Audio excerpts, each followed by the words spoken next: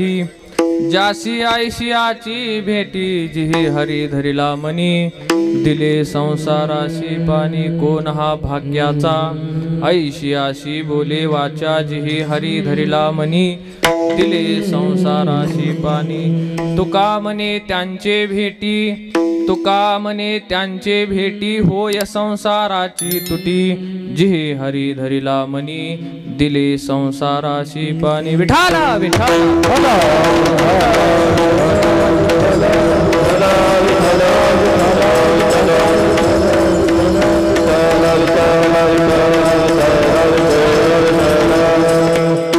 समचरण सरोजम सांद्र नीलांबुदाभम जगननिहित पानिं मंडनं मंडनानां तरुण तुलसीमाला कंदरं कंजनेत्रं सदैधवलहासं विठ्ठलं चिंतया पांडुरंग करू प्रथम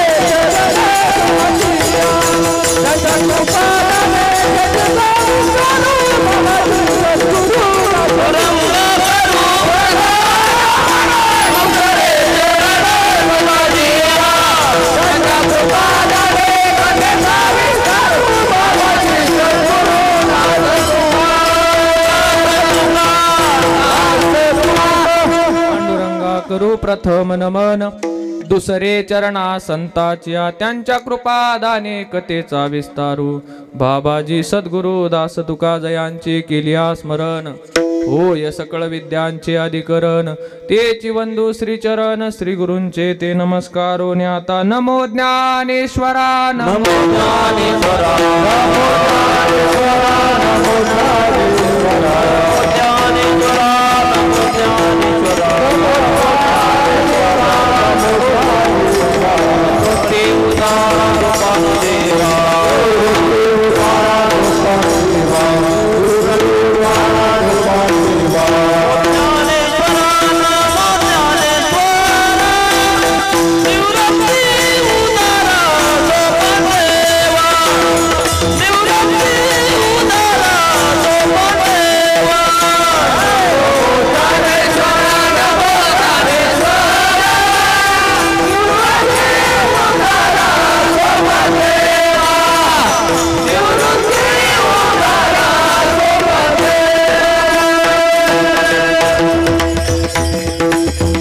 मुक्ताबाई नमो त्रिभुवन पावनी आद्यत्रय जननी देवाची नमो सद्गुरु तुकया ज्ञानदीपा नमो सद्गुरु सचितानंद रूपा नमो सद्गुरु भक्त कल्याण मूर्ती नमो सद्गुरु भास्करा पूर्ण कीर्ती संपाद्य ज्ञानंच विदाय भक्तिं विलोकितो येन समाधिराज वैराग्यवंतं सुविचारयुक्तं नमामि जोगं शिरसा गुरुंदं सोनो पंथ तथा गुणीजनतया मामा असे बोलती नामे शंकर शंकरा समकरा निसंग जो संगती पुण्य श्लोकीचा पुणे नगरीचा मोती खरा शोभतो ऐशा संतवरा समकरा दांडेकरा वंदितो मस्तक माझा पायावरी या वारकरी संताच्या अहम वाग्या सोहम वाग्या प्रेम नगरावारी सावध होनी भजनी लागा देव करा कैवारी धन्य प्रताप पायाचा माझ्या सद्गुरु रायाचा, काय भाऊ तराई त्यांचे चरणी माझे डोई. विठाला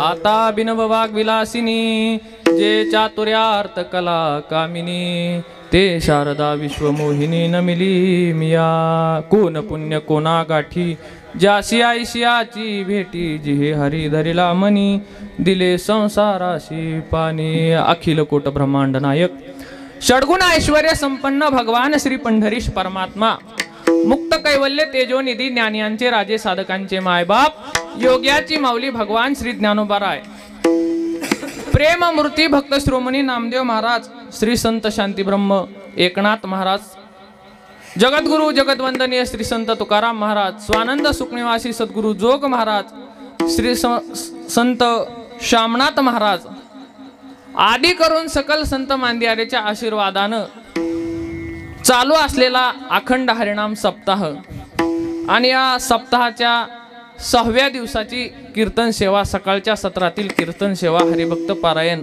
आमचे परम मित्र जिवलग असणारे आकाशजी महाराज जगताप यांच्या माध्यमातून या साधकाच्या वाटेला आलेले आहे. विठाला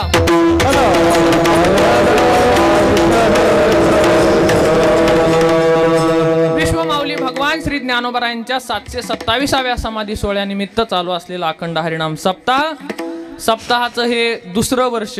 मला वाटतं गेल्या वर्षी सप्ताहाची सुरुवात झाली आणि या सप्ताहाची सुरुवातच माझ्या कीर्तनाने गेल्या वर्षी झाली होती. सकाळच्या सत्रात पहिलंच कीर्तन आकाश महाराजांनी मला दिलं होतं आणि याही वर्षी त्यांच्या काय मनात आलं कोणास ठाऊक. मी म्हणलं होतं त्यांना दुसऱ्या कोणाला तरी द्या, आता मी गेल्या वर्षी सेवा केलेली आहे, परंतु त्यांचं माझ्यावरती असणारं निस्वार्थ असणारं प्रेम आणि त्या प्रेमापोटी त्यांनी याही वर्षी मला या ठिकाणी सेवा दिली. आता पुढच्याही वर्षी त्यांनी मला देऊ नये असं पुढच्या वर्षी दुसऱ्या कुणाला तरी उभा करावं अशी माझी इच्छा आहे. विठाला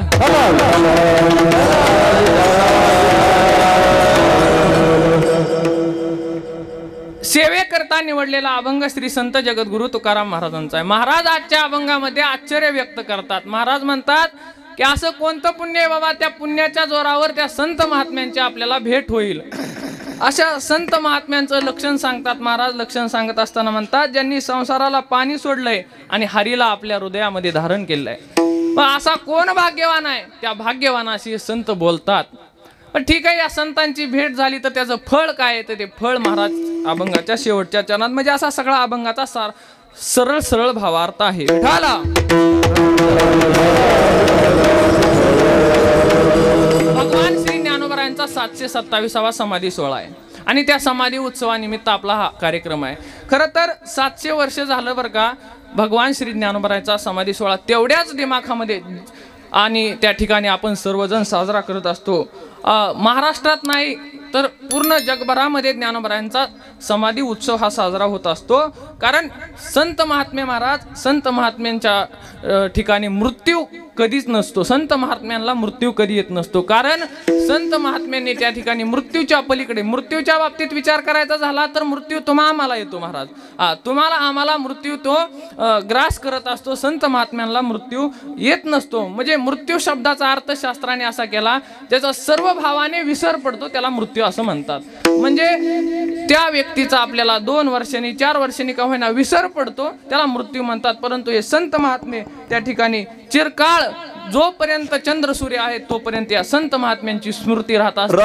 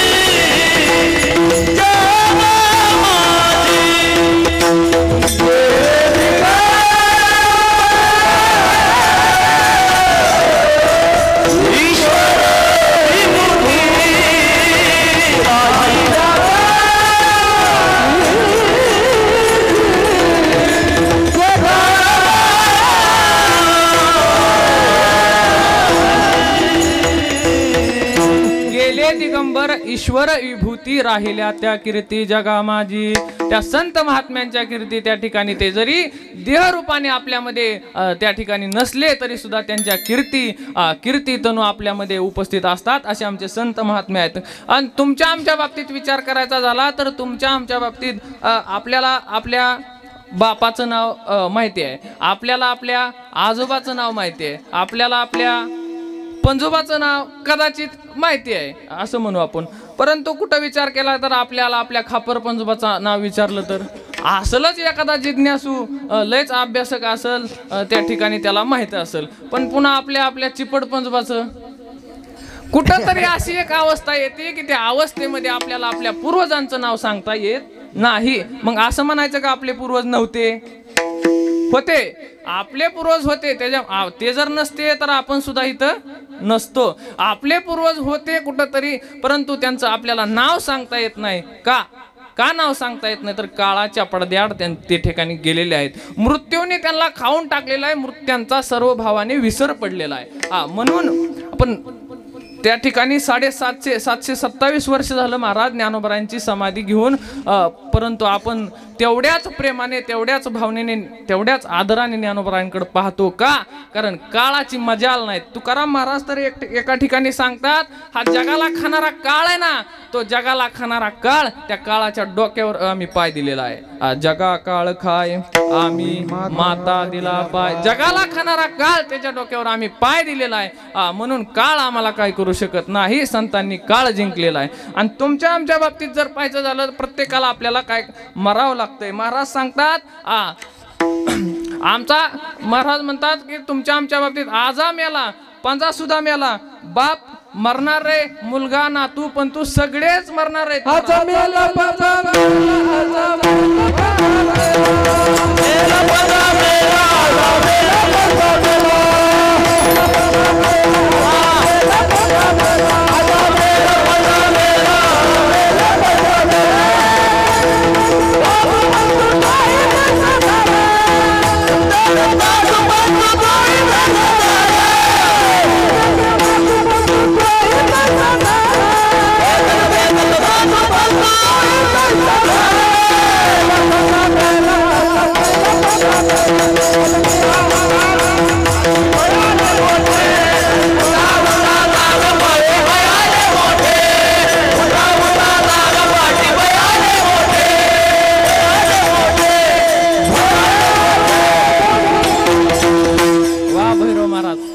अत्यंत सुंदर प्रमाण त्या ठिकाणी दिलंय. आपल्याला खरं तर कुठंतरी एक दिवस मरावं लागणार आहे. मृत्यू लोकाचा अबाधित नियम आहे मरण. या लोकाला आल्याच्या नंतर एक दिवस मरावं लागतंय. परंतु संत महात्मे त्या ठिकाणी मला तर असं वाटतंय की मी म्हणत असतो, कृष्णा महाराज, जोपर्यंत चंद्र सूर्य आहे तोपर्यंत आमच्या ज्ञानोबराची समाधी आहे. नाही, हे सुद्धा वाक्य चुकतंय. जोपर्यंत ज्ञानोबराची समाधी तोपर्यंत चंद्र सूर्य आहेत. विठाला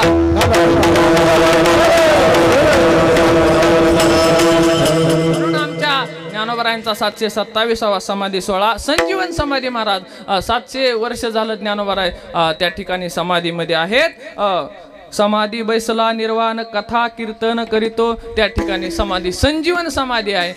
आमच्या संत महात्म्यांचा देह निर्णयाचा प्रकार जरी वेगळा वेगळा असला परंतु संत महात्म्यांचं स्वरूप मात्र एक आहे. आमच्या कुणी एका संतांनी आपल्या देहाची फुलं केली, आपल्या देहाची फुलं झाली. कुणी एका संतांच्या बाबतीत असं पाहायला मिळतं, आपल्या देहाचा पाण्याचा प्रवाह झाला. कुणी एका संतांनी आपला देह परमात्म्याच्या कटी प्रदेशामध्ये प्रविष्ट केला. कुणी एका संतांनी आपला देह भगवंताच्या हृदयामध्ये प्रविष्ट केला. कुणी एका संतांनी मला वाटतं की आपला देहच त्या ठिकाणी या लोकातून परलोकाला घेऊन गेले, सदेह वैकुंठाला गेले. कुणी एका संतांनी आपला देह एका विवरामध्ये बंद करून ठेवला, चेतन रूपाने त्या ठिकाणी विवरामध्ये बंद करून ठेवला. संत महात्म्यांच्या देहनिर्याणाची प्रक्रिया, देहनिर्याणाची क्रिया जरी वेगवेगळी असली तरी स्वरूप मात्र एक आहे. विठाला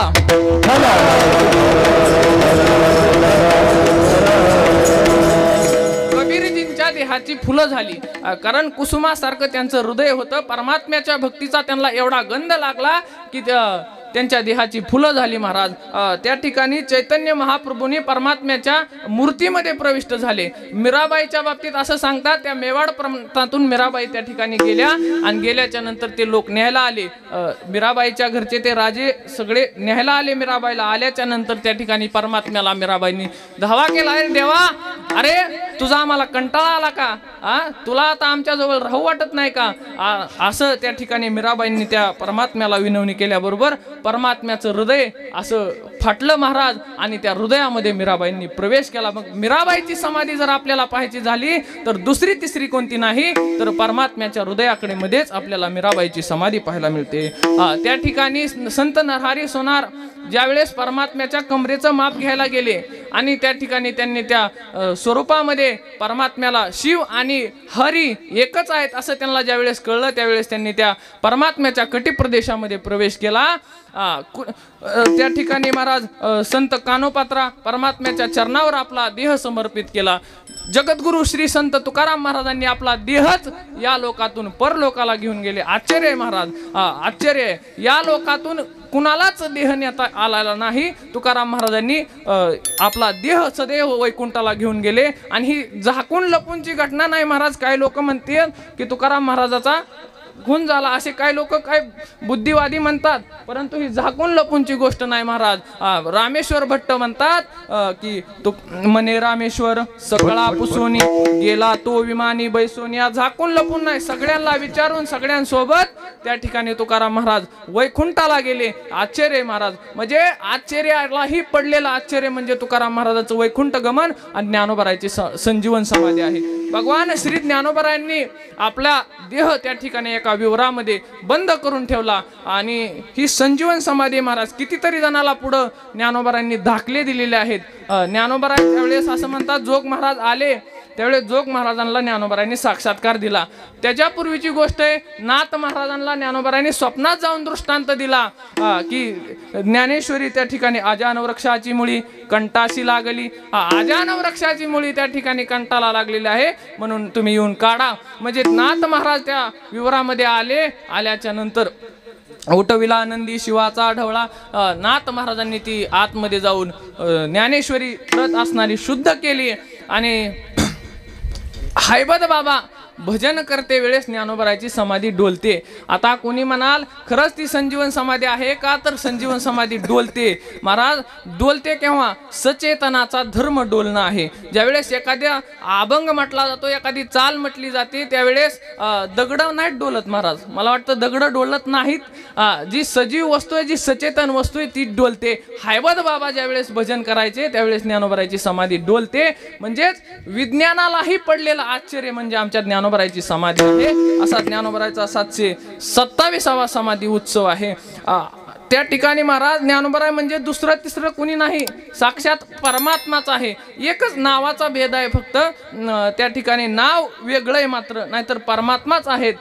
नाव ठेविले पांडुरंग, त्या ठिकाणी फक्त नाव वेगळं आहे, नाहीतर ज्ञानोबाराय म्हणजे परमात्माच आहेत.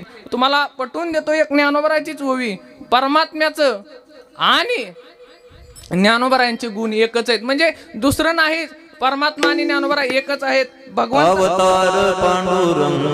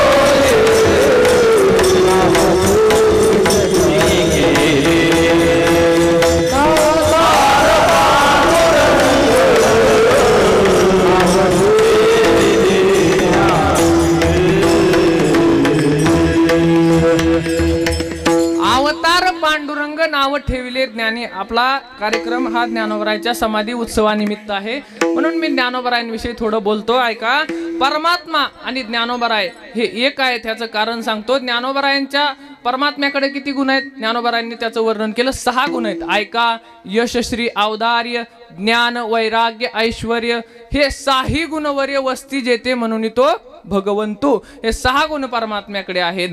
6 गुणाचं वर्णन आपण एक एक गुण बघायचा झाला तर हे 6 गुण माझ्या ज्ञानोबरायामध्ये आहेत. ऐका, यश, यश हा गुण परमात्म्याकडे आहे. परमात्म्याकडे किती यश आहे हो? यशे थोरविला मारुती. परमात्म्याने मारुती रायाला यश दिलं, म्हणजे परमात्म्याकडे यशच यश आहे. नाहीतर यश नसतं तर महाराज त्या महाभारतामध्ये ते युद्ध जिंकता आलं नसतं परमात्म्याला. ते अशक्य गोष्ट होती, पण परमात्माकडे यश आहे म्हणून त्या ठिकाणी ते शक्य झालं. आमच्या ज्ञानोबरायांकडे किती यश आहे हो? ज्ञानोबरायांच्या बाबतीत पाहायचं झालं तर ज्ञानोबरायांना महाराज त्यांच्या काळामध्ये साधं अन्न खायची सुद्धा पंचायत होती महाराज. त्या लोकांनी अन्नामध्ये सुद्धा माती मिसळलेली होती. परंतु ज्यावेळेस त्या ठिकाणी पैठणला ते शुद्धीपत्र आणण्याकरता गेले आणि गेल्याच्या नंतर सांगितलं, हे त्या रेड्याचंही नाव ज्ञान आहे आणि तुझंही नाव ज्ञान आहे, तो मग बोलेल का तुझ्यासारखा रेडा? तर महाराज त्या ठिकाणी साक्षात रेडा बोलू लागला. पशुमुखे वेदाच्या श्रुती चालविली भिंती. त्या ठिकाणी पशु साक्षात वेद बोलू लागला. एवढं यश आमच्या ज्ञानोबराच्या ठिकाणी आहे. अहो, तीर्थावळीचा प्रसंग असा आहे. तीर्थावळीच्या बाबतीत सांगितलं जातं, ज्ञानोबरा एका जंगलातून चालले होते नामदेव महाराज सोबत, आणि जात असताना एका राजाची, आता ती कथा खूप मोठी, मी काय सांगत नाही, आपल्याला वेळ पण कमी आहे. राजाची मुलगी होती आणि त्या आत्महत्या करण्याकरता आली होती. त्यावेळेस पुरुषाचे कपडे प्रदान करून ती आली होती. ज्ञानोबरायांचं दर्शन घेतलं आणि ज्ञानोबराचं दर्शन घेतल्यावर त्या ठिकाणी ती आत्महत्या करायला जाणार होती. परंतु ज्ञानोबरायाने आशीर्वाद दिला आणि एका क्षणामध्ये महाराज स्त्रीचा पुरुष झाला.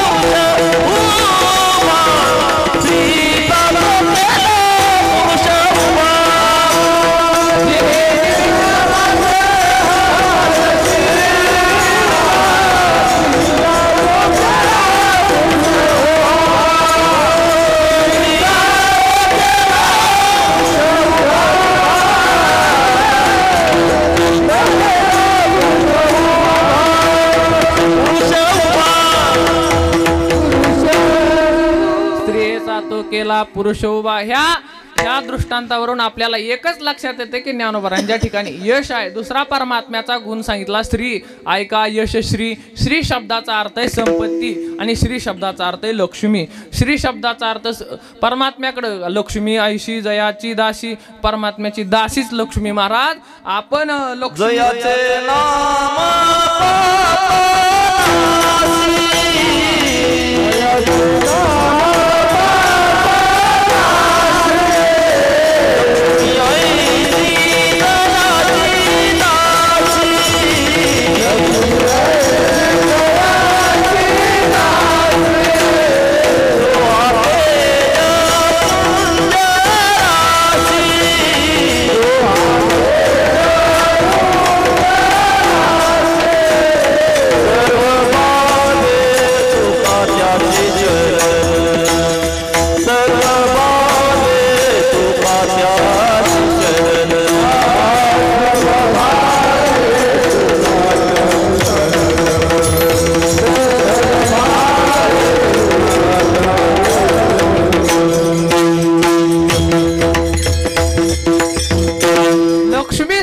परमात्म्याची दासी आहे. परमात्म्याकडे लक्ष्मी खूप आहे, पण आमच्या ज्ञानोबरायांकडे बी काय कमी नाही. लक्ष्मी शब्दाचा अर्थ संपत्ती. संपत्ती आमच्या ज्ञानोबरायांकडे सुद्धा काही कमी नाही. अहो महाराज, रावणाकडे संपत्ती होती पण रावणाकडे संपत्ती कशी होती माहिती का? दगडा माती विटाची, म्हणजे विटा त्याच्या घराच्या सोन्याच्या होत्या अशी संपत्ती होती, म्हणजे निर्जीव संपत्ती रावणाकडे होती.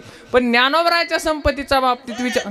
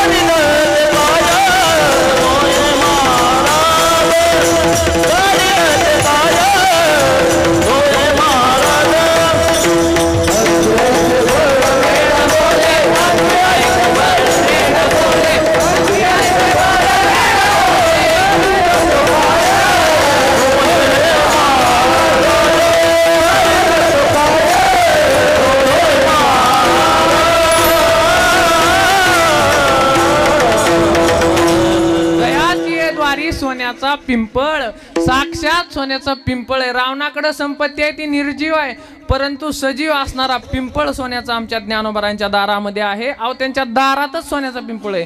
अहो घराची कळा अंगण सांगते आमच्याकडे मन आहे. दारामध्ये ज्ञानोबा आहे, त्या ठिकाणी सोन्याचा पिंपळ आहे. त्यांच्या घरात काय असेल विचार करा. एवढी संपत्ती आमच्या ज्ञानोबराकडे. तिसरा गुण परमात्म्याचा सांगितला, ऐका यशश्री आव परमात्म्याकडे. आता परमात्म्याचा आज आपल्याला विचारच करायचा नाही, आपल्याला आज ज्ञानोबराचा विचार करायचा आहे. ज्ञानोबरांकडे किती अवतार आहे महाराज. साक्षात त्या ठिकाणी संस्कृत असणारी ज्ञानेश्वरी गीता त्या ठिकाणी या जनसामान्यांकरिता उघडे केली. संस्कृताची गाती उकळोनी ज्ञानदृष्टी केलीशी मराठी गीता देवी. अहो त्या ठिकाणी परंपरेने चालत असलेलं ज्ञान, एक गुरु एक शिष्य परंपरा असं असणारं ज्ञान ज्ञानोबरांनी आमच्या प्रगट केलं. त्या ठिकाणी प्रगट गुह्य बोले, प्रगट असणारं ज्ञान ज्ञानोबरांनी केलं. म्हणजे ही उदारता आहे, नाही तर काय हो. हे ज्ञानोबराच्या ठिकाणी अवदार्य आहे. तुमच्या आमच्यासाठी ज्ञानेश्वरी सारखा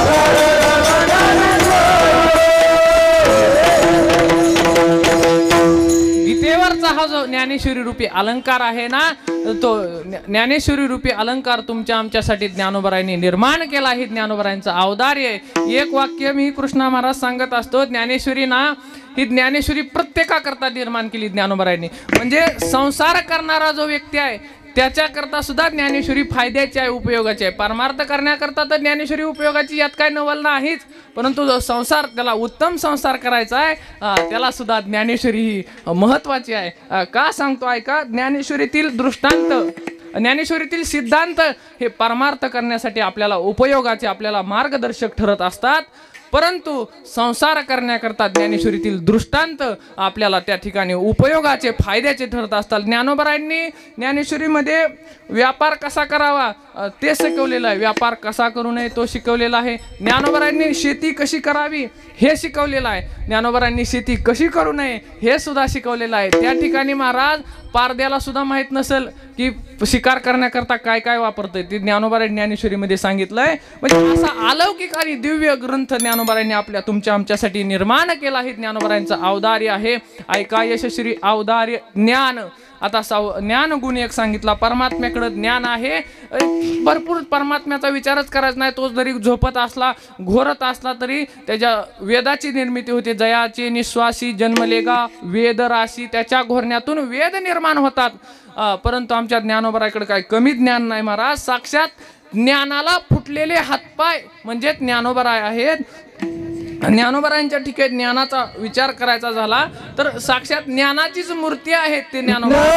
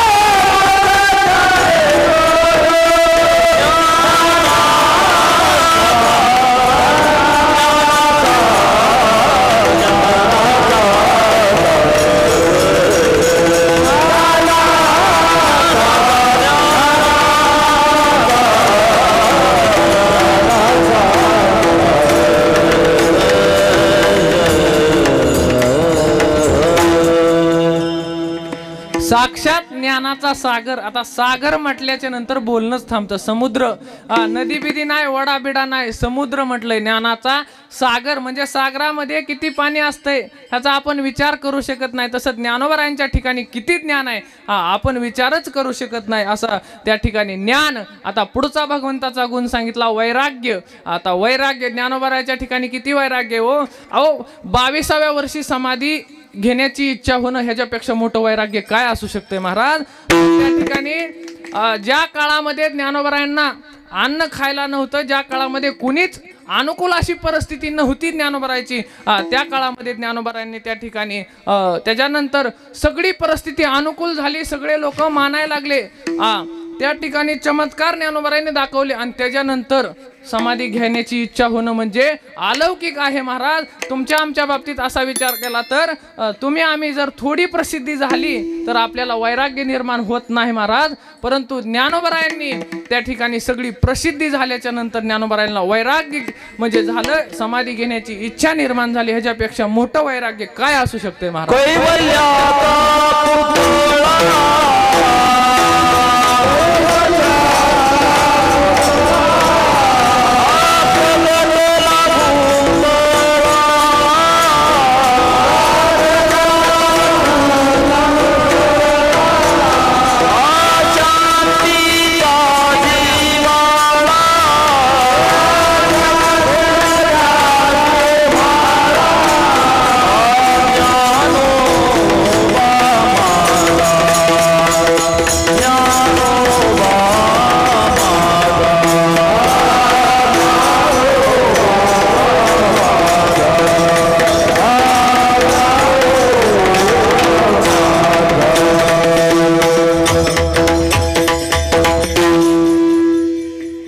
सूर्याचा पुतळा चैतन्याचा जिवाळा, त्या ठिकाणी परमात्म्याकडे जे 6 गुण आहेत ते 6 गुण ज्ञानोबरायांच्या ठिकाणी आहेत. वैराग्य गुणाचा विचार आपण केला. ऐका, यशश्री, औदार्य, ज्ञान, वैराग्य, ऐश्वर्य. आता ज्ञानोबरायांचं काय ऐश्वर्य महाराज, आताच आपण ते प्रमाण सुद्धा पाहून गेलो. ज्ञानोबरायांच्या बाबतीमध्ये हे लौकिक ऐश्वर्य तर ज्ञानोबरायांकडे आहेच, पण पारमार्थिक ऐश्वर्य सुद्धा ज्ञानोबरायांकडे आहे.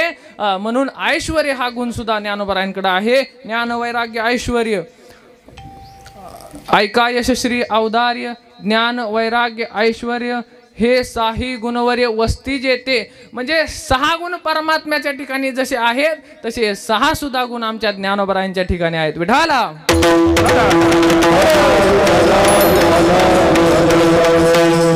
म्हणून परमात्मा आणि ज्ञानोबराय काही वेगळे नाहीत. मला ज्ञानोबरायांचं महत्त्व त्या ठिकाणी या समाधी उत्सवाच्या निमित्तानं सांगायचं होतं, म्हणून हे ज्ञानोबरायांचं त्या ठिकाणी महत्त्व सांगितलं. आता आपल्याला वेळ अगदीच कमी राहिलाय, म्हणून धावत्या वेळेमध्ये अभंगाचा सरळ सरळ आपण भावार्थ बघू. विठाला विठाला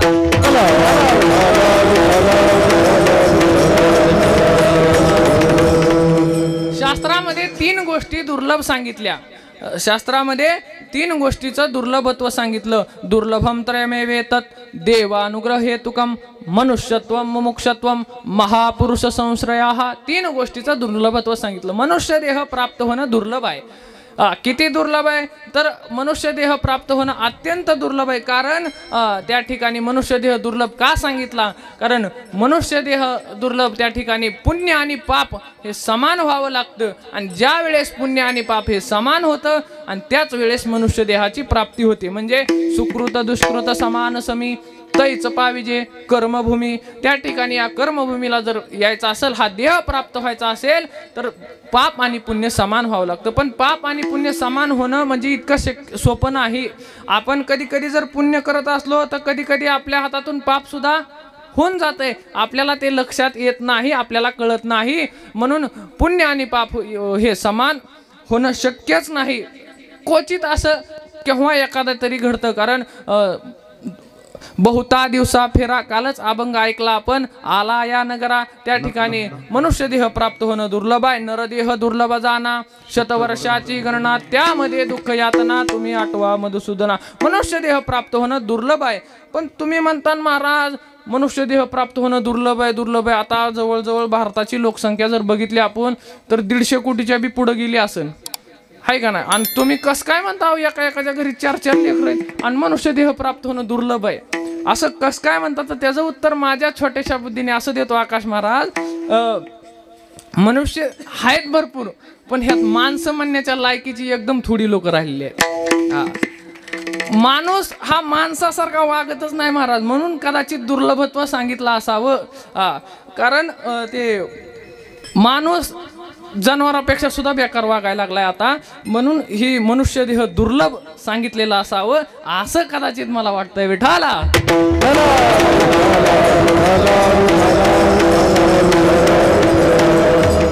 मनुष्य देह प्राप्त होणं दुर्लभ आहे. आता दुसरं सांगितलं की जिज्ञासुता म्हणजे मुमुक्षुता प्राप्त होणं दुर्लभ आहे. आता मुमुक्षु त्या ठिकाणी मुमुक्षुचा सोपा विचार सांगतो. मुमुक्षु कुणाला म्हणायचं, ज्याला वाटतंय आपला उद्धार व्हावा, अशी अंतकरणात तळमळ आहे, ज्याला वाटतंय परमात्म्याची आपल्याला प्राप्ती व्हावी, अशी ज्याच्या अंतकरणाची तीव्र इच्छा आहे. म्हणजे परमात्म्याशिवाय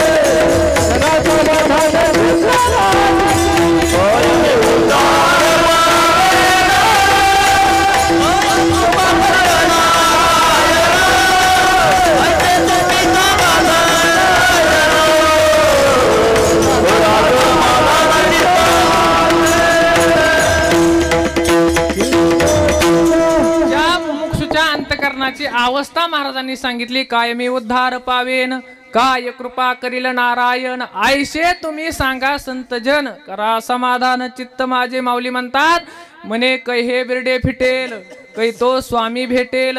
युगाहुनी वडील निमिषमानी पुसावेसी हेची वाटे जे जे भेटे तयासी. देव कृपा करील मज काय लाज राखील कै ऐशी दशा येईल माझे अंगा. चित्त पांडुरंगा झुरतसे अशी त्याच्या अंतकरणाची अवस्था झाली असती कधी. आणि कधी एकदा तो परमात्मा मला भेट देईल अशी त्या मुमुक्षूची अवस्था झाली असती. आणि ही अवस्था प्राप्त होणं दुर्लभ आहे. कारण महाराज एक दृष्टांत सांगतो. कुणालाच मुक्त होण्याची इच्छा कुणालाच होत नाही महाराज. सगळ्याला बद्ध दशेमध्येच आनंद वाटत असतो. काय झालं, एक राजा होता. राजा आणि नवीनच राजा राजगादीवर बसल्याच्या नंतर त्या ठिकाणी प्रधानजीला विचारलं. प्रधानजी म्हणले आपल्या राज्यामध्ये सगळे लोक सुखी असावे आनंदी असावे अशी माझी मनोमन इच्छा आहे असं मला वाटतं. ठीक आहे म्हणले मग काय करायचं. काय नाही म्हणले चला आपण नगर फिरून येऊ. आणि नगर फिरून येत असताना त्या ठिकाणी तो नवीनच राजा होता. सगळं नगर फिरू लागला. नगरा फिरत असताना फिरता फिरता त्या ठिकाणी त्या कारागृहामध्ये नगराच्या जेलमध्ये तो राजा आला. आणि आल्याच्या नंतर प्रधानजीला विचारलं. प्रधानजी म्हणले हे काय आहे. काय नाही म्हणले हे कैदी आहेत महाराज. ह्यांनी काय काय गुन्हे केलेले असतील त्या गुन्ह्याच्या त्यांना शिक्षा प्राप्त झाली आहे म्हणून त्या कारागृहामध्ये जेलमध्ये ते आलेले आहेत. ठीक आहे म्हणले महाराज ह्यांना आता आपण मोकळं करू ह्यांना सोडून देऊ. आता प्रधानजी म्हणले महाराज अहो ह्यांना जर सोडून दिलं तर सगळी अराजकता माजेल सगळ्या राज्यामध्ये महाराज. सगळा हाहाकार उठेल आपलं राज्य चालवणं मुश्किल होईल. हे साधे कैदी नाहीत लय भयंकर आहेत म्हणले. त्या ठिकाणी मग नाही म्हणले ह्यांच्या आनंदासाठी ह्यांना सोडून देऊ. त्या ठिकाणी प्रधानजी म्हणले ठीक आहे महाराज आज आपण नगर पाहण्याचा कार्यक्रम करू आणि पुढच्या आठवड्यामध्ये यांना काय करू आपण सोडून देऊ. त्या ठिकाणी प्रधान जरा हुशार होता. प्रधानाने युक्ती केली. म्हणला आता जर ही सगळे जर कैदी जर सोडून दिले तर कसं व्हायचं. राजाला काय म्हणले अक्कल नाही म्हणले कळाना. पण प्रधानजीने युक्ती केली आणि सांगितलं महाराज आपण त्या कैद्यांना सोडून देण्यापेक्षा त्या कैद्यांची आपण इच्छा विचारू. त्यांची काय इच्छा आहे आणि ती इच्छा आपण काय करू पूर्ण करू. त्यांच्या सगळ्यांची इच्छा विचारू. मग ठीक आहे म्हणले. राजालाही पटलं. राजा त्या ठिकाणी जेलमध्ये ते गेले. मोठं त्या ठिकाणी मंडप टाकला. सगळ्यांना बसवलं आणि बसवल्याच्या नंतर ते कैद्यांना एका कैद्याला बोलवलं. एका कैद्याला समोर बोलवलं. सांग म्हणले तुझी काय इच्छा आहे. सगळी तुझी आज इच्छा पूर्ण करणार. काय इच्छा आहे ती तुझी सांग. ते म्हणला महाराज खरंच तुम्ही माझी इच्छा पूर्ण करणार. हो म्हणले तुझी काय इच्छा आहे ती सगळी इच्छा पूर्ण कर. म्हणले खरंच. म्हणले मला नाही वाटत तुम्ही माझी इच्छा पूर्ण करता. नाही म्हणले सांग तुझी काय इच्छा आहे. काय नाही म्हणले लवकर कीर्तन उरका कटाळा आलाय विठाला.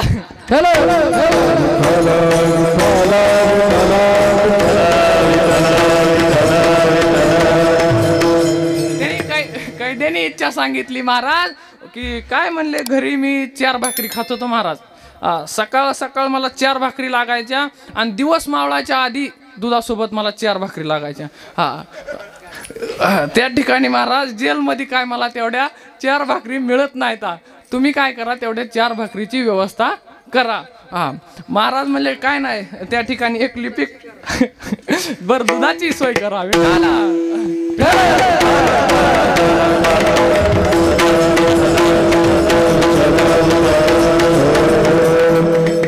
ठीक आहे म्हणले ह्याची लिहून घ्या. 4 भाकरीची सोय लिहून घेतली. त्या ठिकाणी त्या लिपिकाने लिहिलं ह्याला रोज 4 भाकरी देत जा सकाळ संध्याकाळ. काय कमी पडून देऊ ना खायला ह्याला. ठीक आहे. दुसरा कैदी बोलवला. काय म्हणले तुमची काय इच्छा आहे. काय नाही म्हणले महाराज सगळं चांगलं आहे हो पण म्हणले जेलमध्ये लय मच्छर चावत्यात. तुम्ही काय करा मच्छरदानीची तेवढी व्यवस्था करा. लिहा म्हणले ह्याची मच्छरदानी. लिहिली. घेतला कैदी टाकला आतमध्ये. त्या ठिकाणी तिसरा कैदी बोलवला. काय आहे म्हणले तुमची इच्छा. काय नाही म्हणले हिवाळा चालू आहे आणि लयच थंडी वाजती पांघरायलाच काय नाही राव तुम्ही म्हणले हातराय पांघरायची सोय करा. म्हणले ह्याच्या काय असेल ते सगळं ह्याचं लिहून घ्या आणि टाका आतमध्ये. पुन्हा त्याला आतमध्ये टाकला. एक जण पुढचा आला. म्हणले काय म्हणले तुमची इच्छा. काय नाही म्हणले महाराज आता गावाकडे होतो तोवर मला सगळं मिळायचं. त्या ठिकाणी आम्हाला सगळं प्राप्त होत होतं आणि इथं आल्याच्या नंतर ती बंदी केली. म्हणला महाराज काय पंचायत झाली सांगाव तुम्हाला. सकाळ सकाळ ती असल्याशिवाय होतच नाही अशी पंचायत झाली. म्हणला ठीक आहे म्हणले ह्याची व्यवस्था करा. त्या ठिकाणी त्याची ती व्यवस्था केली. सगळ्या कायद्याला विचारलं की तुमची काय, तुम्हाला काय इच्छा आहे, सगळी इच्छा राजांनी पूर्ण केली. शेवटचा एक कैदी आला आणि त्या ठिकाणी त्यांनी सांगितलं, महाराज तुम्ही माझी खरंच इच्छा पूर्ण करणार? हो म्हणले, तुझी खरंच इच्छा पूर्ण करणार, त्याच्यासाठीच आम्ही इथं बसलोय, त्याच्यासाठीच हा कार्यक्रम आहे, तुला काय इच्छा असेल ते सांग म्हणले. काय नाही म्हणले, महाराज ह्या जेलमध्ये ना, या 4 भिंतीच्या आतमध्ये मला खूप गुदमरतंय हो, मला मुक्त करा, मला तुम्ही जेलमधून सोडून द्या, मला माझ्या घरी जाऊ द्या, मला मुक्त करा, अशी त्यांनी इच्छा व्यक्त केली. महाराज ही इच्छा मला इथं सांगायचं, आता सिद्धांतावर या, ही इच्छा जर प्रत्येकाने जर व्यक्त केली असती तर राजाने त्यांना मुक्त केलं नसतं का? केलं असतं मुक्त. परंतु प्रत्येकालाच मुक्त होण्याची इच्छा होत नाही. प्रत्येकाला वाटतं आपण बद्ध दशेतच असावं, बद्ध दशेतच आनंद प्राप्त व्हावा, ही आपल्या प्रत्येकाची इच्छा असते. म्हणून मुमुक्षुता महाराजांनी दुर्लभ सांगितलेलं आहे. विठ्ठल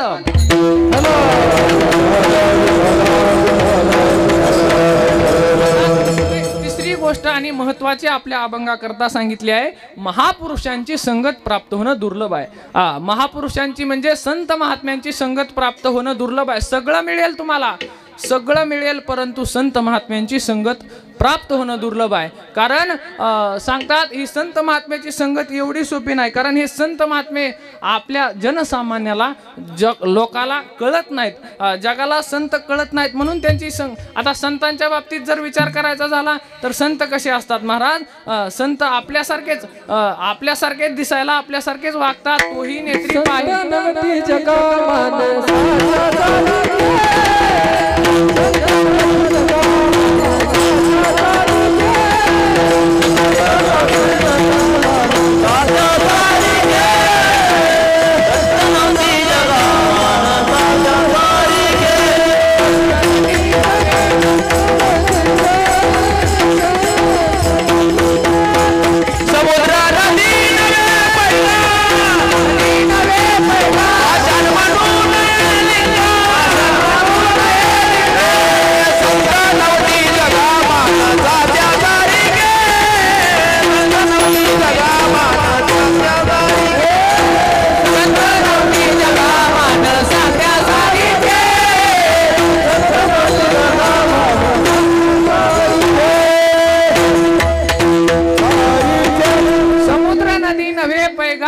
पाषाण म्हणून ये लिंगा, संत नव्हती जगा मानसा त्या सारिके. संत हे आपल्यासारखे नसतात महाराज. खरं तर दिसण्याच्या बाबतीत, राहणीमानाच्या बाबतीत संत आपल्यासारखेच असतात.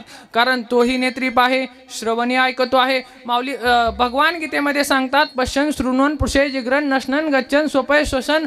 सगळ्या क्रिया त्यांच्या आपल्यासारख्याच असतात, परंतु महाराज त्यांच्या वृत्तीमध्ये त्या ठिकाणी भेद असतो. वृत्ती परमात्म्याच्या ठिकाणी त्यांची असते, म्हणून ते आपल्यासारखे माणसासारखे नसतात. कारण समुद्रामध्ये त्या ठिकाणी आणि नदीमध्ये फरक आहे. नदी महाराज उन्हाळ्यामध्ये आटती, पण समुद्र आटत नाही.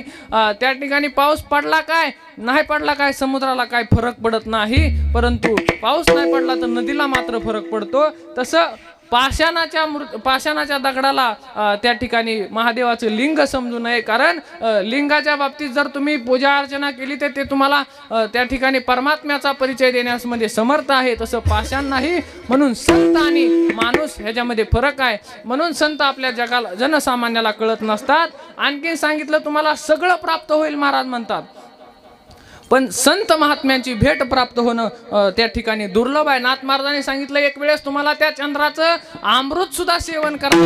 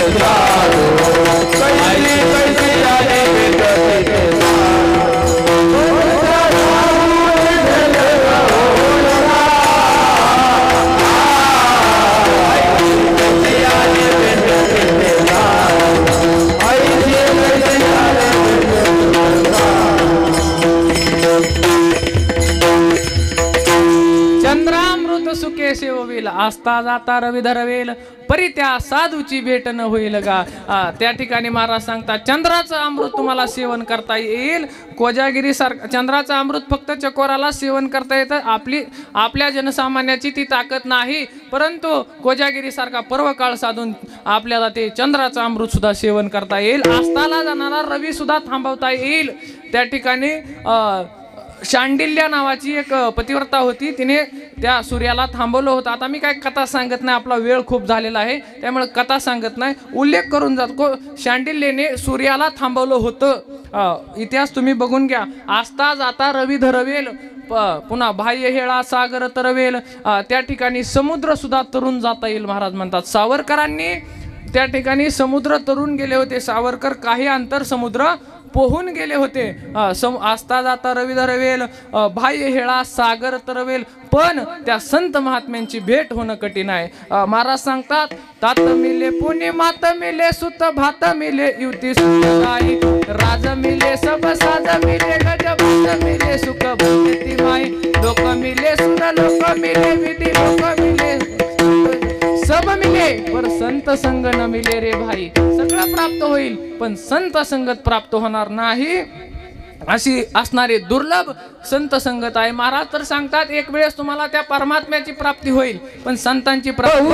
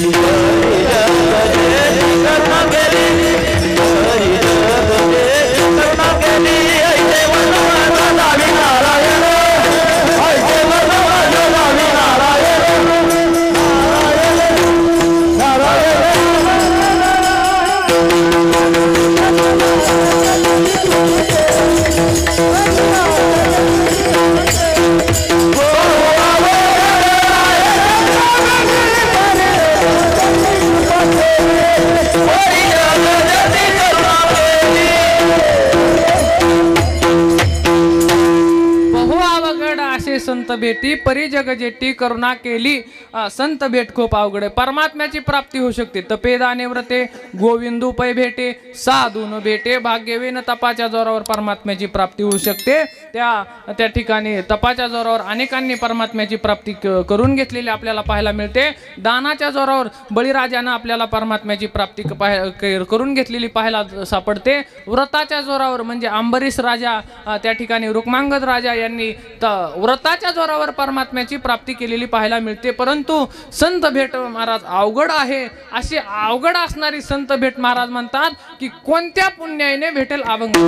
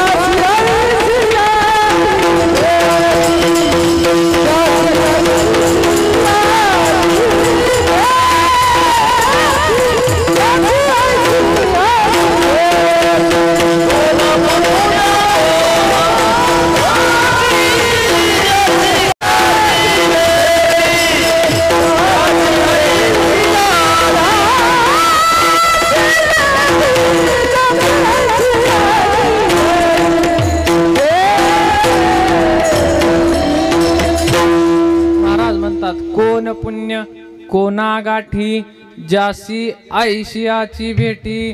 अशा संत महात्म्यांची भेट होण्याकरता कोणतं पुण्य लागतं आणि ते कोणाच्या गाठीला आहे, असं आश्चर्य महाराजांनी व्यक्त केलंय. का आश्चर्य व्यक्त केलंय? खरं तर संत भेट ही असणारी दुर्लभ आहे आणि दुर्लभ असणारी संत भेट प्राप्त होण्यासाठी कोणतं पुण्य लागतं? कारण महाराज प्रत्येक गोष्ट प्राप्त करण्याकरता पुण्य लागतं, म्हणजे पारमार्थिक गोष्ट प्राप्त करण्याकरता पुण्य लागतं, यात काय नवल नाही. पण सांसारिक गोष्ट सुद्धा प्राप्त करण्याकरता पुण्य लागतं महाराज.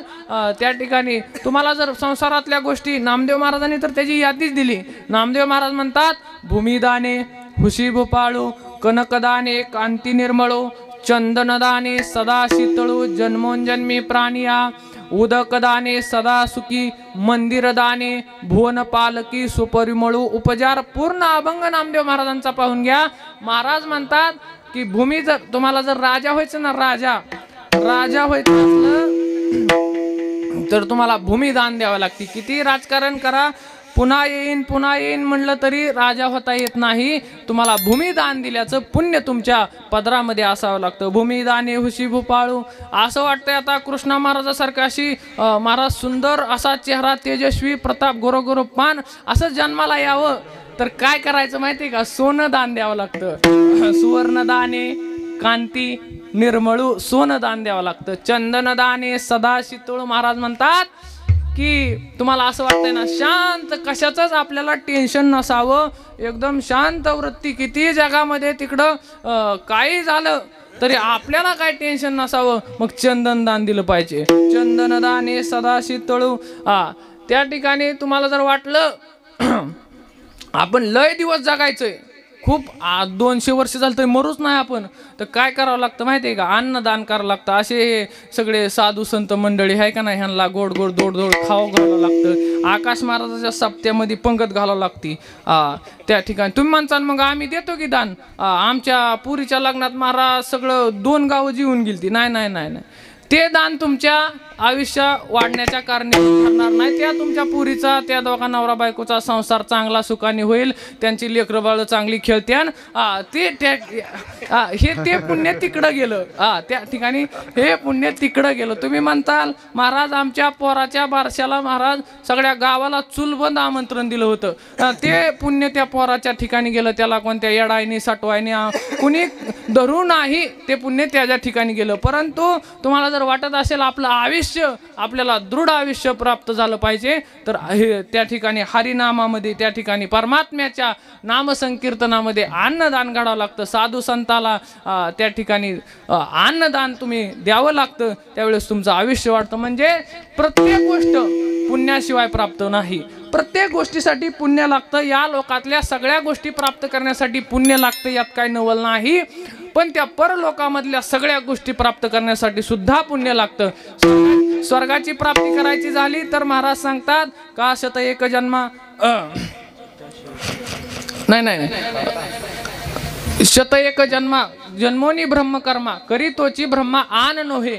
त्या ठिकाणी ब्रह्मदेव, तुम्हाला असं वाटलं आपल्याला आता ब्रह्मदेव व्हायचंय तर 100 ब्राह्मणाचे जन्म घ्यायचे आणि त्याच्यात ब्रह्मकर्म करायचं. ब्रह्मकर्म करूनच त्या ठिकाणी ब्रह्मपद प्राप्त होत असतं. स्वर्गाची प्राप्ती करायची झालं तर यज्ञाधिक कर्म कीजे मग स्वर्ग सुख भोगीजे मनोहर. सगळे यज्ञ करावं लागतात तेव्हा स्वर्गाची प्राप्ती होत असते.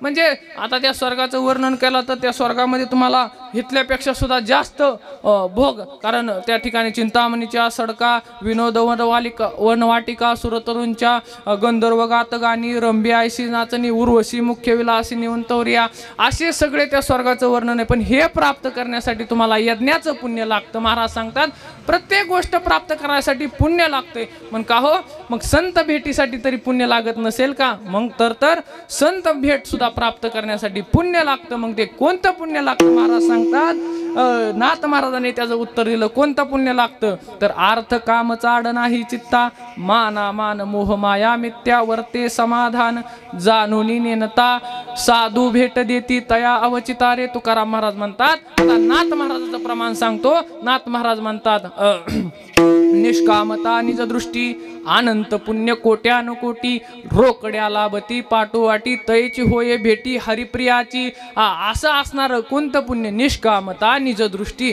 त्या ठिकाणी निष्काम कर्म केलेलं पुण्य आपल्या पदरामध्ये असावं लागतं आणि ते पुण्य त्या ठिकाणी संत महात्म्यांची भेट घालून देऊ शकतं. आणि मग नाथ महाराजांनी प्रश्न विचारला, ऐसे कैसियाने भेटती ते साधू. मग तुकाराम महाराज म्हणतात, ऐसे ऐसियाने भेटती ते साधू कैसियाने अर्थ काम चाड नाही चित्ता माना मान मोह माया मिथ्या वर्ते समा. अर्थ काम चाड नाही चित्ता म्हणजेच कशाचीच इच्छा अंतकरणामध्ये नसावी. मान मिळाला काय नाही मिळाला काय त्या ठिकाणी समाधान वृत्तीने जीवन जगत असताना त्या ठिकाणी असा जो वर्तन करतो त्याला संत महात्म्यांची भेट प्राप्त होते. कारण संत महात्म्यांची भेट दुर्लभ आहे ना. कारण ते संत जगामध्ये वावरत असताना कसे वावरतात? ज्ञानोबा सांगतात, चातुर्य लपवी महत्व हरवी पिसे पण मिरवी आवडीने असे असणारे संत जगामध्ये वावरत असतात. कारण संत महात्मे त्यांची वृत्ती असते अमानित्व आदंभित्व या तत्वावर ते जगत असतात.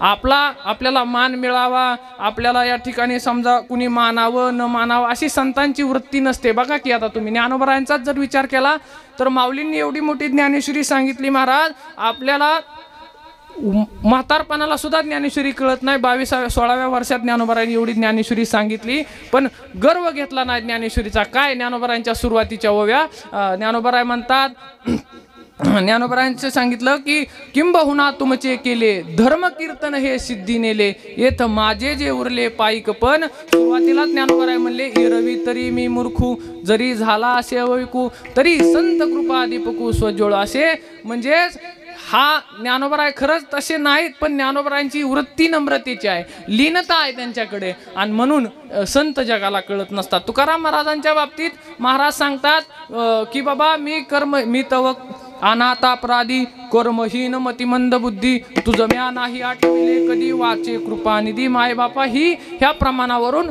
काय नाही महाराज, ह्या प्रमाणावरून फक्त महाराजांची नम्रता आपण लक्षात घ्यायची असते. पायीची वाहन पायी बरी असं तुकाराम महाराज म्हणतात. म्हणजे ही संत महात्म्यांची नम्रता आहे म्हणून संत कळत नसतात जगाला. मग असे असणारी संत भेट कोणत्या पुण्याने होईल तर हे सगळं नाथ महाराजांनी सांगितलेलं जे काय हे पुण्य आहे ना, त्या पुण्याच्या जोरावर निष्काम कर्म उपासनाने जी केलेली आहे त्या कर्माच्या जोरावर संत महात्म्यांची भेट आपल्याला प्राप्त होत असते. त्या ठिकाणी इतकी सोपी संत भेट नाही. लोक सांगत असतात की संताच्या संगतीत जा, संताच्या संगतीत जा, पण संत भेटले तर पाहिजेत ना. कारण संत भेट महाराज ती पेरू आहे, पेरू. त्या पेरू ज्यावेळेस पूर्ण पिकतो त्यावेळेसच तो पोपट येतो, कच्च्या पेरूकडे पोपट येत नाही. म्हणून अशा असणारी संतांची भेट दुर्लभ आहे आणि दुर्लभत्वाने महाराज आश्चर्य व्यक्त करतात की कोण पुण्य आहे, कोणतं पुण्य आणि ते कोणाच्या गाठीला. विठाल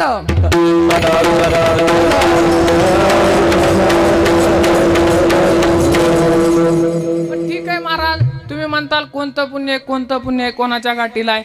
असं कर्म करणाऱ्याच्या निष्काम कर्म करणाऱ्याच्या गाठीला ते पुण्य आहे. पण मग तुम्ही म्हणता संतांची भेट घ्या. अहो पण त्या संतांचं लक्षण तरी काय आहे तेच महाराज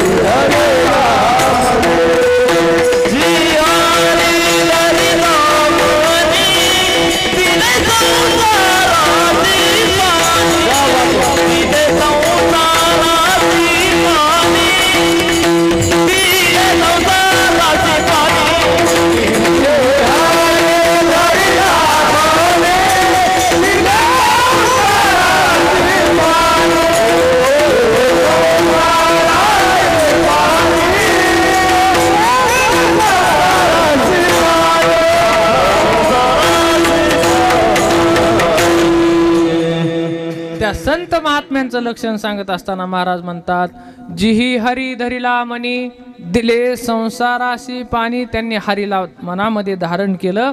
खरं तर हरीला मनामध्ये धारण करणं एवढं सोपं नाही.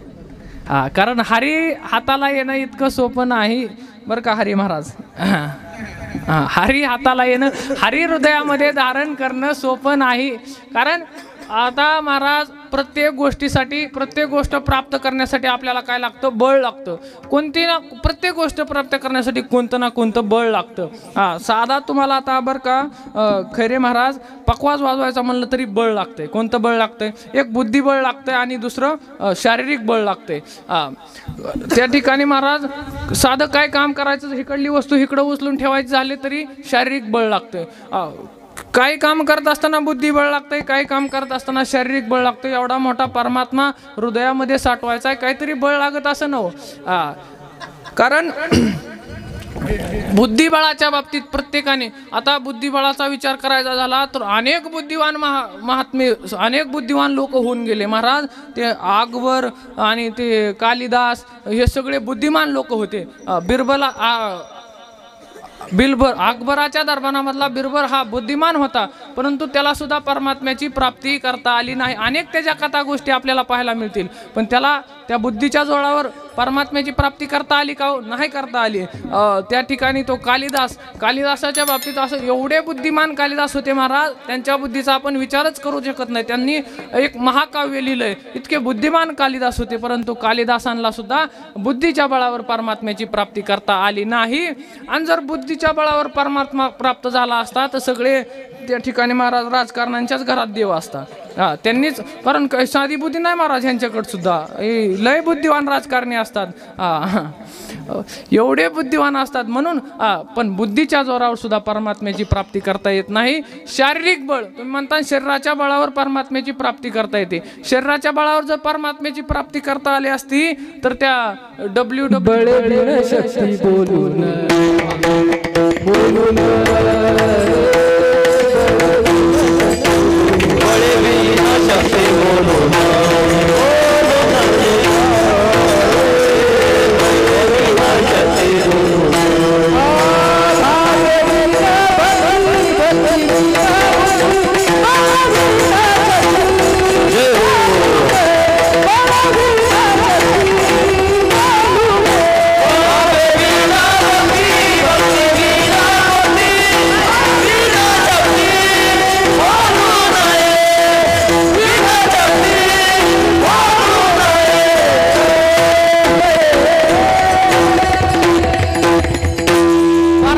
प्राप्तीसाठी कोणतं बळ लागतं? महाराजांनी सांगितलं भावबळ. आणि त्या भावाच्या बळावर परमात्म्याची प्राप्ती करावी लागते. कारण शारीरिक बळाचा तिथं उपयोग नाही. शारीरिक बळाच्या बाबतीत जर परमात्म्याची प्राप्ती होत असली तर सगळ्या पैलवानांच्याच घरी परमात्मा गेला असता. त्याच्यामुळे शारीरिक बळाने आणि बुद्धिबळाने सुद्धा परमात्मा प्राप्त होऊ शकत नाही. केवळ आणि केवळ भावबळाने. भाव महत्वाचा आहे महाराज. भावबळावर त्या परमात्म्याची प्राप्ती होऊ शकते. मग परमात्मा आता हृदयात धारण केला. महाराज म्हणतात जी हरी धरिला मनी, म्हणजे मनामध्ये त्या परमात्म्याला धारण केला. आता परमात्म्याला धारण करणं एवढं सोपं आहे का? कारण त्याच्या स्वरूपाचा विचार करायचा झाला तर एवढा मोठा परमात्मा एवढ्याशा हृदयामध्ये कसा साठवायचा? कारण हृदयाचा आकार विज्ञानाने सांगितला. आपल्या डावा हात कोणता आहे माझा? डाव्या हाताचा हो, तुमचं बघत होतं, लक्ष आहे का? डावा हात त्या ठिकाणी महाराज आपल्या डाव्या हाताची जी मूठ आहे का ना अशी केलेली, तेवढ्या मुठी एवढा आकार आपल्या हृदयाचा आहे. हृदयाचा आकार तेवढा आहे. मग एवढ्याशा हृदयामध्ये एवढा मोठ्या परमात्म्याला कसं काय साठवायचं? तर ते भावाच्या बळावर. एवढा प्रभू भावे देणे संपुष्टी राहावे. एवढा मोठा परमात्मा. काय झालं? परमात्म्याचं लग्न होतं. लग्न आता कितवं होतं मला नाही सांगता येणार, पण लग्न परमात्म्याचं होतं. आणि मग त्याच्या लग्नाला सगळ्या पाहुण्या रावळ्याला परमात्म्याने आमंत्रण दिले. सगळे पाहुण्या रावळ्याला आमंत्रण दिले. सगळ्याला पत्रिका पोचल्या. सगळ्याला पत्रिका पोचल्याच्या नंतर त्या ठिकाणी महाराज एक पाहुणा राहिला, परमात्म्याचा सासरा. सासऱ्याला पत्रिका पोचायची राहिली. परमात्मा म्हणला आता माझा सासरा आहे. त्या ठिकाणी महाराज सासऱ्याला आपण स्वतः आमंत्रण द्यायला गेलं पाहिजे. कुणाच्या लग्नाचं?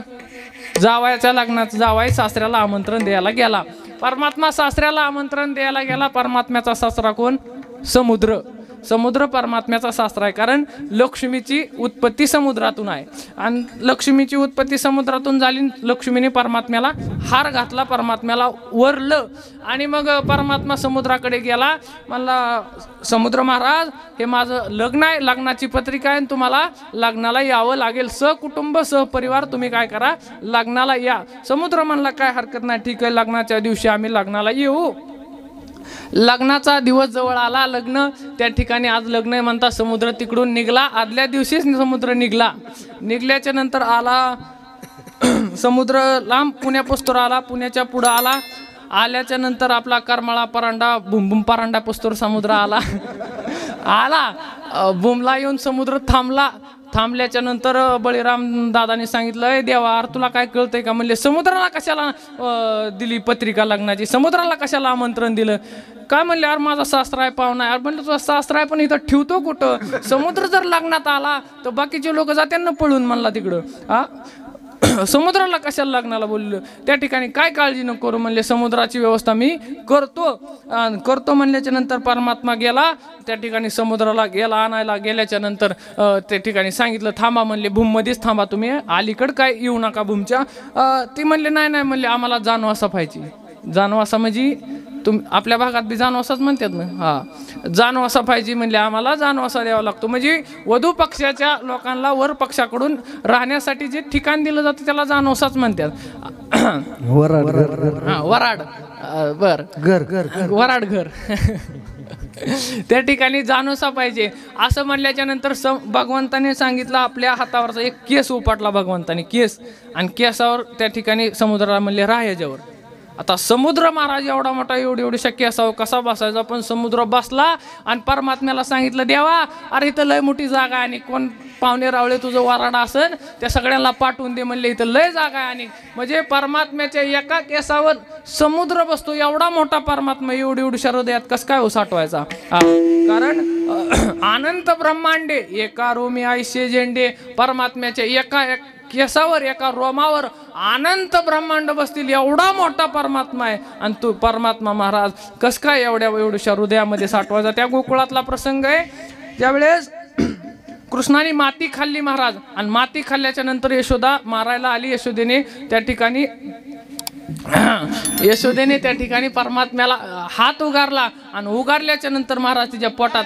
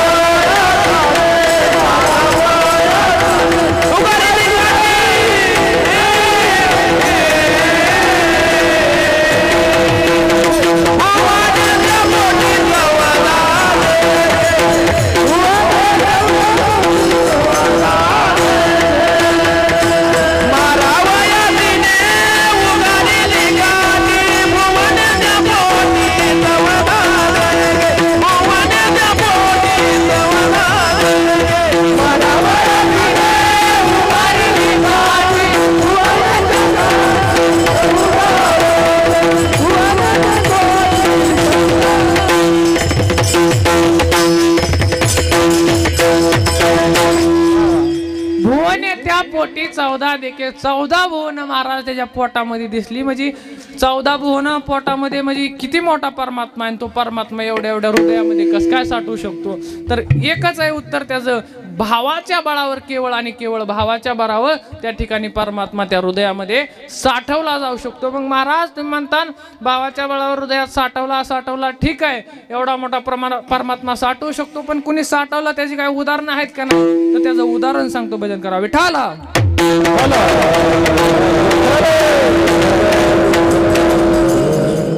काय झालं? रामायणातला प्रसंग आहे. युद्ध जिंकलं, रावणाला मारलं, सीता अयोध्येमध्ये आणली, सगळा प्रसंग तुम्हाला माहिती आहे. मला काय वेगळं सांगायची गरज नाही, आपला वेळ बी नाही तितका. आणि त्या ठिकाणी आणल्याच्या नंतर सगळ्यांना आता युद्ध जिंकलं, अयोध्येमध्ये आले, सगळ्याला आता बक्षीस वाटायचं. त्या ठिकाणी मग बक्षीस वाटायचं म्हणले. आता सगळे ज्यांनी युद्धामध्ये जी कामगिरी केलेली आहे त्या सगळ्यांना योग्य त्यांच्या कामगिरीनुसार योग्य असं बक्षीस द्यायचं. मग सगळ्यांची परमात्म्याने अशी लिस्ट काढली आणि लिस्टच्या सुरुवातीलाच नाव लिहिलं. कुणाचं? हनुमंतरायाचं. सुरुवातीलाच नाव हनुमंतरायाचं लिहिलं. सगळी लिस्ट काढली आणि बक्षीस वितरणाचा कार्यक्रम सुरू झाला. प्रत्येकाला आपापल्या परीने बक्षीस परमात्म्यानं दिलं. त्या ठिकाणी कुणाची जशी कामगिरी असेल तसं बक्षीस परमात्म्याने दिलं. पहिला दिवस झाला आणि बक्षीस वितरणाचा कार्यक्रम संपल्याच्या नंतर त्या ठिकाणी संध्याकाळी सीतामय्यांनी परमात्म्याला विचारलं, देवा अहो तुम्ही सगळ्याला बक्षिसं दिले, सगळ्याला तुम्ही सन्मान दिला, मान दिला, सगळ्यांचा सन्मान केला, पण माझ्या हनुमंतरायाला तुम्ही एवढी मोठी कामगिरी हनुमंतरायांनी रामायणामध्ये केली पण तुम्ही त्याला काहीच दिलं नाही. परमात्मा म्हणले, अगं सीते तुला काय वाटतं हनुमंताचं नाव माझ्याकडून चुकून राहिलं असेल? हे बघ यादी सुरुवातीलाच हनुमंताचं नाव मी लिहिलेलं आहे त्या बक्षीस वितरणामध्ये, परंतु मला त्या हनुमंतरायाला काय द्यावं? त्याचे अगणित असणारे उपकार आहेत माझ्यावर, त्याला काय द्यावं? त्याच्या उपकारातून उत्तीर्ण होण्याकरता काय द्यावं हे मला काही सुचत नाही. कारण 5 जर प्राण दिले, 5 प्राण जर मी दिले तर ते 5च उपकार फिटतील, परंतु काय त्या हनुमंतरायाच्या उपकारातून? कारण ठेविता हा पायी जीव थोडा, जीव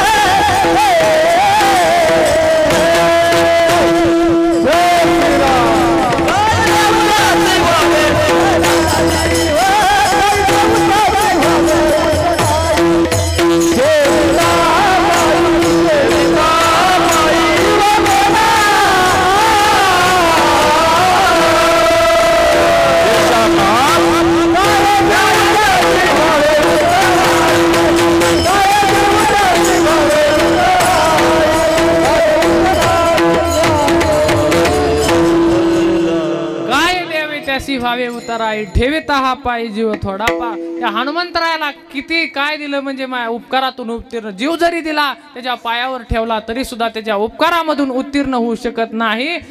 त्या ठिकाणी सीतेला राग आला, म्हणले जाऊ द्या, तुम्हाला काय द्यायचं नसलं तर देऊ नका, पण मी देणार. काय देणार? माझ्या बापाने म्हणले नवरत्नाचा हार त्या ठिकाणी मला दिलेला आहे, तो मी माझ्या बापाने आणलेला हार असणारा मी हनुमंतरायाला देईल. हनुमंतरायाला बोलवलं, बोलवल्याच्या नंतर हनुमंतरायाला तो हार दिला. नवरत्नाचा हार हनुमंतरायाला दिला आणि दिल्याच्या नंतर हनुमंतराय गेले आणि एका झाडावर बसले आणि त्यातला एक एक रत्न असा तोडून काढू लागले.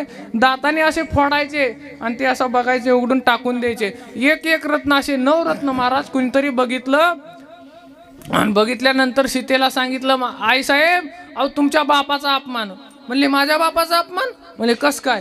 तुमच्या बापाने दिलेला नवरत्नाचा हार हनुमंतराय एक एक रत्न ते फोडून टाकत आहे. सीतेला राग आला, हनुमंताला बोलून घेतलं आणि बोलून घेतल्याच्या नंतर सांगितलं, अरे तुला कळतं का? म्हणले ह्या एका रत्नाची काय किंमत आहे? पृथ्वीचं मोल जरी दिलं तरी हे रत्न येऊ शकत नाही, एवढं अनमोल असणारं रत्न आहे आणि त्या रत्नाचा हार मी तुला दिलाय आणि तू हे रत्न असं फोडून टाकून देतोस, तुला काय? म्हणले हनुमंतरायांचं उत्तर ऐका. हनुमंतराय म्हणतात, अगं ज्या रत्नामध्ये माझे प्रभू राम नाहीत ना ते रत्न त्या ठिकाणी काही कामाचं नाही. असं म्हटल्याच्या नंतर सीतेला राग आला आणि सीता म्हणली, एवढा मोठा आहे आणि मग तुझा हा एवढा मोठा देह आहे, यात तरी राम आहे का? असं म्हटल्याच्या नंतर हनुमंतरायांनी महाराज अशी छाती फाडून दाखवली आणि आतमध्ये राम लखन सीता सहित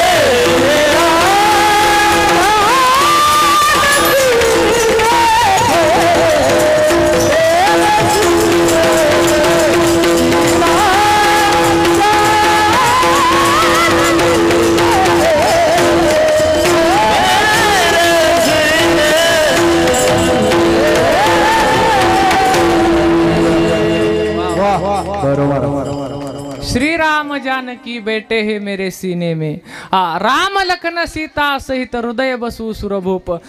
हनुमंतरायाने छाती फोडून दाखवली महाराज. परमात्मा छातीमध्ये त्या ठिकाणी दाखवले. म्हणजे जी हरी धरिला मनी, त्या ठिकाणी हरीला त्यांनी मनामध्ये धारण केला. आणखी कुणाचा विचार करायचा झाला तर आणखीन सावता महाराजांनी महाराज त्या परमात्म्याला आपल्या हृदयामध्ये साठवलेलं आहे. धन्य त्याची माता, धन्य त्याचा पिता, साठविला दाता त्रैलोक्याचा. परमात्म्याला त्या ठिकाणी आपल्या हृदयामध्ये सावता महाराजांनी धारण केलेलं आहे. आणखीन जनाबाईंच्या बाबतीत जनाबाईंकडे लोक गेले, म्हणले महाराज जनाबाई तुम्ही परमात्म्याला हृदयामध्ये साठवलंय का? तर जनाबाई म्हणतात धरिला आपण धरिला पंढरीचा हृदयी बंदिला गेला.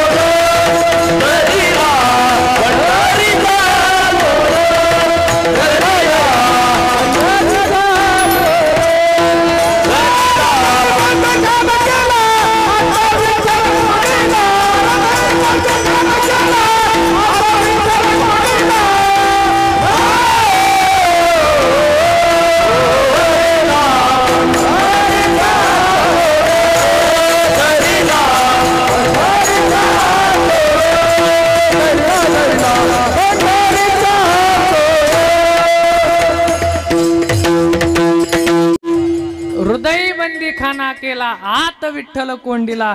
जनाबाईंनी महाराज त्याला आपल्या हृदयामध्ये धारण केलेलं आहे. आकाश महाराज स्वयंपाक झालाय ना? झाला वर खालाय का विठ्ठला?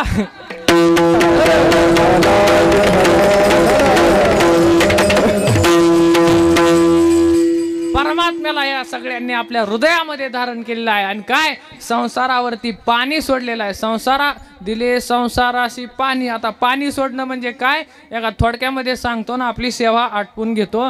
पाणी सोडणं म्हणजे संसाराचा त्याग करणं. पाणी सोडणं शब्दाचा अर्थ सांगतो तुम्हाला. एखाद्याचा 10वा असला तर 10व्याला आपण काय करतो? त्या अंगठ्याने पाणी सोडतो, बरोबर आहे का नाही? पाणी सोडतो म्हणजे याचा अर्थ काय? आता आपलं सुतक संपलं म्हणजे त्याचा आणि आपला काय संबंध नाही. तुमचा सगळ्यांचा परिचयाचा उदाहरण आहे. त्याचा आणि आपला काय संबंध नाही. म्हणजेच त्या ठिकाणी मग संतांनी या संसारावरती पाणी सोडलंय म्हणजे संसाराचा संतांचा आता काय अजिबात संबंध नाही. दिले संसाराशी पाणी. मग महाराज म्हणतात असे असणारे संत महात्मे कोण्या भाग्यवानाशी बोलतात? अभंगाचं 3रं चरण.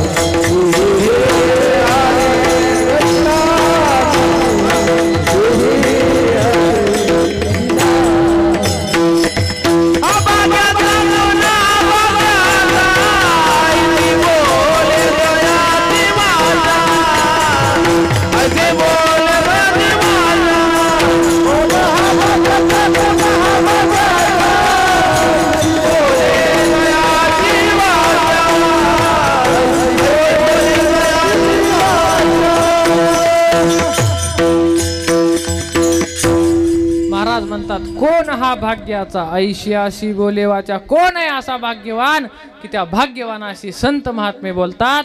तर याचं थोडक्यात सांगतो महाराज, असे भाग्यवान श्री ज्ञानोबा आहेत. कारण कधीही प्रवृत्तीवर न येणारे निवृत्तीनाथ महाराज ज्यांच्याशी बोलतात असे भाग्यवान ज्ञानोबा आहेत. असे भाग्यवान सद्गुरू जोग महाराज आहेत ज्यांच्याशी ज्ञानोबराय बोलले, ज्यांना ज्ञानोबरायांचा अनुग्रह आहे असे सद्गुरू जोग महाराज भाग्यवान आहेत. असे सगळे त्या ठिकाणी असे भाग्यवान कोण आहेत म्हणाल तर मी सांगतो, ज्यांच्याशी शामनाथ महाराज बोलले ते सगळे भाग्यवान आहेत. ज्यांच्याशी श्री दास महाराज बोलले ते सगळे भाग्यवान आहेत. असे भाग्यवान त्या ठिकाणी महाराज आकाश महाराज आपण सुद्धा सगळे भाग्यवान आहोत. कारण श्री गुरु मारुती बाबा आपल्याला पाठ सांगतात, बाबा आपल्याशी बोलले म्हणजेच आपण सगळे सुद्धा भाग्यवान आहोत. महाराज म्हणतात असा भाग्यवान कोण आहे, त्या भाग्यवानाला संत बोलतात. संत बोलणं म्हणजे खूप कठीण आहे, कारण त्यांच्या ब्रह्मचिंतनामधील जो काही वेळ काढून संत आपल्याशी बोलत असतात तो निश्चितच भाग्यवान आहे. मग ठीक आहे महाराज, अशा संतांची भेट दुर्लभ आहे. आता मनुष्य देह दुर्लभ आहे, त्यात पुन्हा संतांची भेट दुर्लभ आहे. आणि मग संतांची भेट झालीच तर पण त्याचं फळ काय, तर ते फळ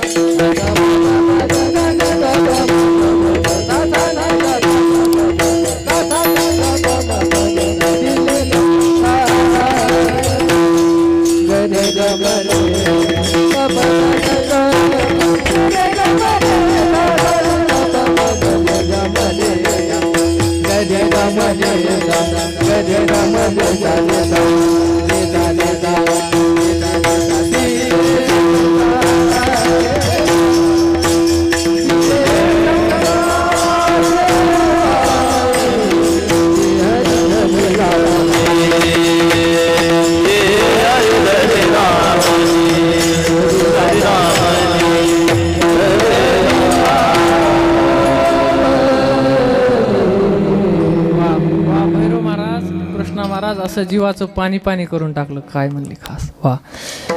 तुकाराम महाराज म्हणतात, तुका म्हणे त्यांचे भेटी होय संसाराची तुटी. त्यांची एकदा भेट झाली ना तर आम्हाला या संसाराची तुटी होते. संसार म्हणजे काय? जन्म आणि मरण, पुनरपी जननम पुनरपी मरणम. त्या ठिकाणी या संसाराची तुटी होते म्हणजे जन्म संपतो आणि जन्म संपल्याच्या नंतर मृत्यू संपतो. म्हणूनच अशा संत महात्म्यांची भेट आपल्याला जीवनामध्ये झाली पाहिजे. आणि म्हणून हा तुकाराम महाराजांचा अट्टास आहे. असो त्या ठिकाणी झालेली सेवा परमात्म्याच्या चरणी, स्वानंद सुखनिवासी सद्गुरू जोग महाराजांच्या चरणी, श्री संत शामनाथ महाराजांच्या चरणी समर्पित करतो. सेवेकरता आज या ठिकाणी आमचे उपस्थित असणारे ज्येष्ठ गुरुबंधू कृष्णा महाराज असतील, त्या ठिकाणी आमचे भैरव महाराज, आमचे हिवाळे महाराज असतील, हरिओम महाराज आमचे परम मित्र या ठिकाणी खैरे महाराज असतील, हे सगळे या ठिकाणी आमच्या कीर्तनाकरता उपस्थित राहिले. त्यांचे धन्यवाद. आणि तुम्हा सर्व श्रोत्यांच्या चरणी दंडवत. 2 तास तुम्ही या लेकराचं ऐकून घेतलं त्याबद्दल तुमचेही धन्यवाद. आजच्या कीर्तनाचे जे काही यजमान आहेत असे आमचे तानाजी खंदारे, त्यांचेही धन्यवाद. आकाश महाराजांना असंच तुम्ही या ठिकाणी सहकार्य करा आणि ह्या सप्ताह असाच गगनाला जावो हीच ज्ञानोबरायांच्या चरणी प्रार्थना करतो आणि सेवेला पूर्ण वेळ